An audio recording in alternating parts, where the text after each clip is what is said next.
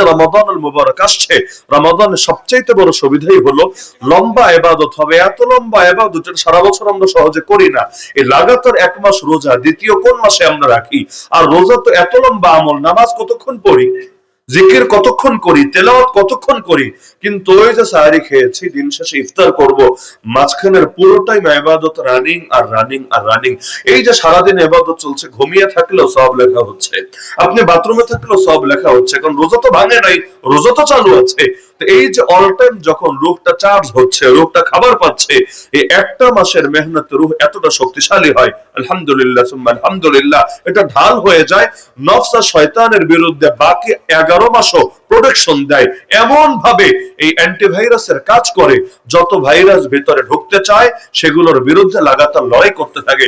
সুতরাং আমাদের কাজ হলো এই রমাদানকে আমরা এমন ভাবে ব্যবহার করব যাতে করে রুহে এত বেশি চার্জ নিতে পারি, এত বেশি খাবার যোগাতে পারি, যাতে পরবর্তী 11 মাসও আমরা আল্লাহ ওয়ালা হয়ে বাঁচতে পারি, মরলেও আল্লাহর নাম নিয়ে নিয়ে মরতে পারি।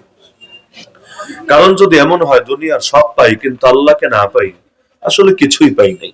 আর যদি এমন হয় দুনিয়ার কিচ্ছু পেলাম না কিন্তু আল্লাহকে পেলাম, আসলে সবই পেয়ে গেলাম। দুনিয়া পেলেও আলহামদুলিল্লাহ, না পেলেও আলহামদুলিল্লাহ।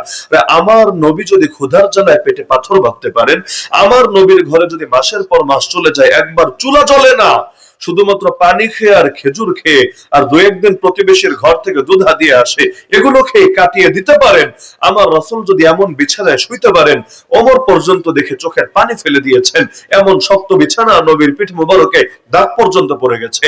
আমার রাসূলকে যদি 3 বছরের বেশি অবরুদ্ধ রাখা হয়, অবশেষে দেশ ছেড়ে অন্য দেশে চলে যেতে হয়, সেখানে দুনিয়া নিয়ে এত বিলাসিতাই কি দরকার? আর দুনিয়া নিয়ে এত স্বপ্ন দেখার কি দরকার?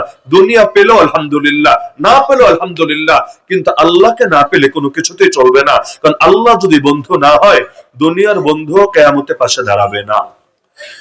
করোনাই তো দেখা গেল কত লাশ মর্গে পড়ে আছে, বাবা যায় না, মা যায় না লাশ ছুটিয়ে আনতে।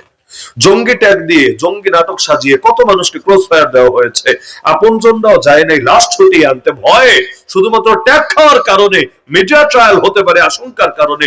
দুনিয়ার সামান্য বিপদেই যদি আপনজন এভাবে উল্টি মারতে পারে, হাসরের ময়দানের অবস্থা কতটা ভয়াবহ হতে পারে।